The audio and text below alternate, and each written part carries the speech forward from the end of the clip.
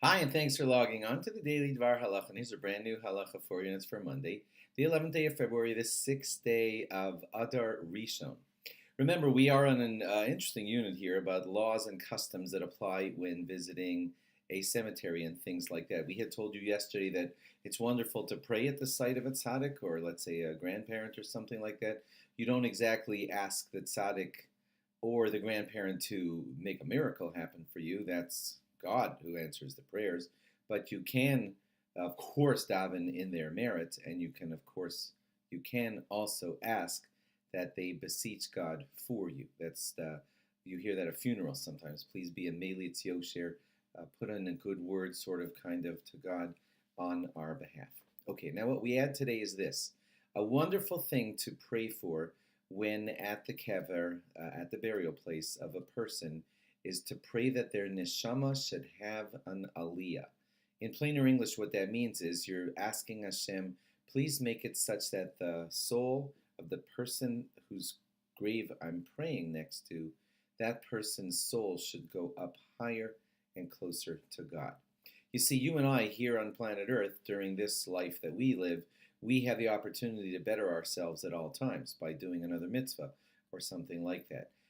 After death, no one has the availability of doing such a thing, and they can only be uplifted when people on earth do things that are a merit for that person.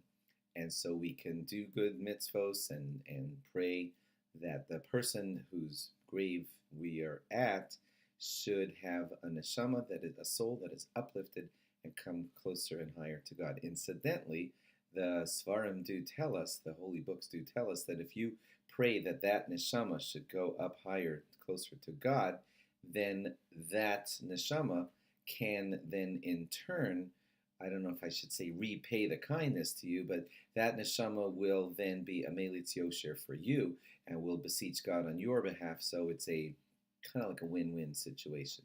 And nothing false here. It's for real. You're begging that neshama that soul should go up higher, closer to God, and that neshama will be inspired, if I'm allowed to say it like that, will be inspired to want to help your prayers be answered, etc.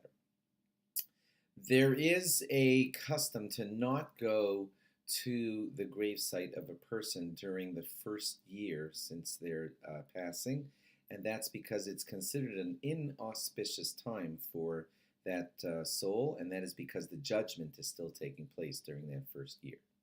So do speak to a rabbi if you're ever considering going for a visit during the first year, because there is some sway that says not to do it that way. Rabbi Yehuda HaChassid left it in his will amongst his the many things that he said. One of them was to not go twice to a gravesite in one day, not to visit a gravesite twice in one day. He did say, though, however, that if you prayed and you said something at the gravesite, you're just beginning to think of stepping away and walking away, and then just at that moment you remember one more thing.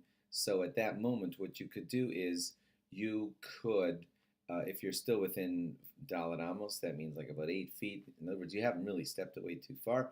Then you can go back and continue and say, one more thing I want to say here. But to visit 2 separate full visits in one day is considered inappropriate according to Rabbi Yehuda HaChassid.